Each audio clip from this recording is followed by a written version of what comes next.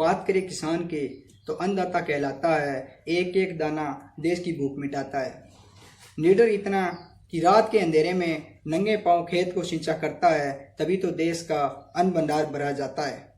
वही बात करें सरकार की तो कारोबारियों को कवर दिया जाता है और किसानों से टैक्स वसूला जाता है।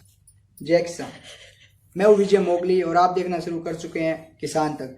आज का मुद्दा बहुत ही संवेदनशील है, जिसका पूरा ध्यान केंद्रित होगा सरकार और किसान पे। सबसे पहले अपन बात करते हैं श्रम कल्याण शुल्क। सरकार ने पहले 1 रुपये 60 पैसे जो टैक्स ले रही थी पर 100 रुपये के ऊपर, उसको बढ़ा के 3 रुपये 60 पैसे प्रति 100 रुपये में उसको कर दिया गया है।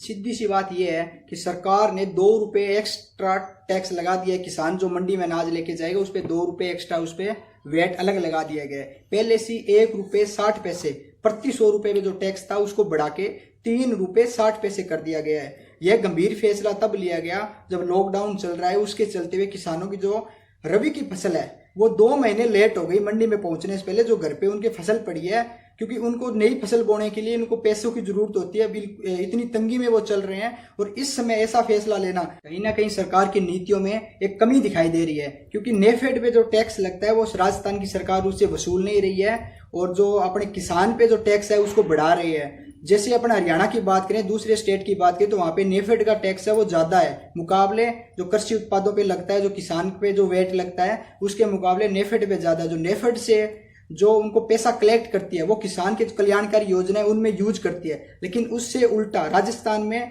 किसानों से ज्यादा पैसा वसूला जा रहा है, जबकि नेफेड से एक भी पैसा और एक भी 0% उनसे टैक्स लिया जा रहा है। और बात की जाए अपने कृषि विभाग के शासन प्रमुख नरेश पाल गंगवार ने कहा है कि जो टैक्स लग रहा है किसानों पे, ये हरियाणा और पंजाब जो इनके पड़ोसी राज्य है उनकी तुलना में कम है। लेकिन सोचने वाली बात यह है कि अपने राजस्थान के डीजल पेट्रोल के जो रेट है, किसानों के सबसे ज्यादा यूज करते हैं, डीजल और पेट्रोल की बहुत ज्यादा खपत होती है राजस्थान में, तो उनके जो प्राइस है वो आप देखिए और इधर आप हरियाणा के जो प्राइस है पेट्रोल डीजल के वो उसमें तुलना कीजिए, उसमें इतना फर्क क्यों है। अगर आपको पड़ोसी राज्य से मुकाबला करना है तो आप पेट्रोल और डीजल के जो दाम है वो कम क्यों नहीं कर रहे।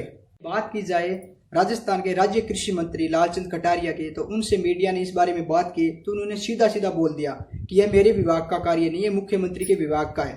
इस बारे में सरकार को सोचना चाहिए, क्योंकि किसान है, जो किसान वर्ग है, सबसे बड़ा वर्ग किसान का है। अपने देश में देखे तो ऑलमोस्ट लगभग 60% से ऊपर इस देश में किसान है जो खेती करे, खेती से उनका जीवन यापन हो रहा है। और इस समय जो अपने देश में परिस्थितियां चल रही है, ऐसे कठोर समय में सरकार ऐसे जो वेट लगाएगी, टैक्स लगाएगी किसानों पे, तो कैसे काम चलेगा। वैसे भी अपन बात की जाए मंडियों की, तो मंडियां 2 महीने लेट खुली है। बाकी जो समय होता है 2 महीने किसानों के घर पे अनाज पड़ा है और किसान को जो नई फसल बोनी है उसके लिए पैसों की जरूरत होती है।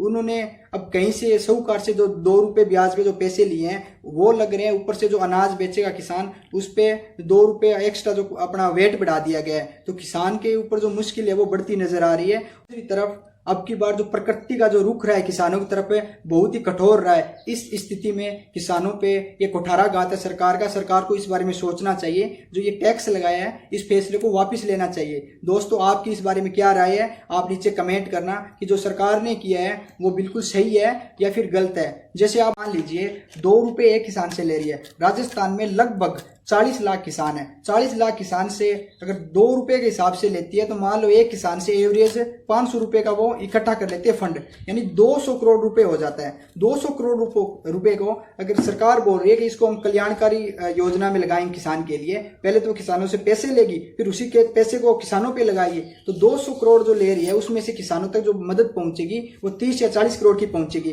तो क्या ये योजना सही है सरकार की? आप इस बारे में कमेंट करना और नीचे जरूर बताना। मैं सरकार के पक्ष विपक्ष में नहीं हूं, ना मैं कांग्रेस भाजपा या दूसरी पार्टियों का कोई पक्षधार हूं। सिर्फ मैं आप किसानों की आवाज है उसको बुलंद करने की कोशिश कर रहा हूं कि किसानों को किस तरह दबाया जा रहा है। इस बारे में हमारा आज का वीडियो था। जो ये टैक्स रूल है ये बिल्कुल गलत है, इसको सरकार को वापस लेना चाहिए। दोस्तों, आपको इस बारे में क्या लगता है आप कमेंट करके जरूर बताइएगा कि सरकार की जो ये टैक्स वाली नीति है ये सही है या फिर गलत है। वीडियो अच्छा लगा है तो प्लीज़ इसको शेयर करना अपने व्हाट्सएप से, यूट्यूब पे, जो भी आपके सोशल मीडिया है उससे आप इसको ज़रूर शेयर करना। और हमारे इस चैनल को आप भी सब्सक्राइब करना और अपने सहयोगियों को बोलना इसको सब्सक्राइब करें, क्योंकि हम नए नए डेली वीडियो लाते हैं। किसानों की जो समस्याएं हैं उनको सोल्यूशन करने के लिए, उनको सुलझाने के लिए हम नए नए इस पे वीडियो लाते रहते हैं। तो आप इसको ज़रूर सब्सक्राइब करना। आपका फिर से प्रेम पूर्वक धन्यवाद।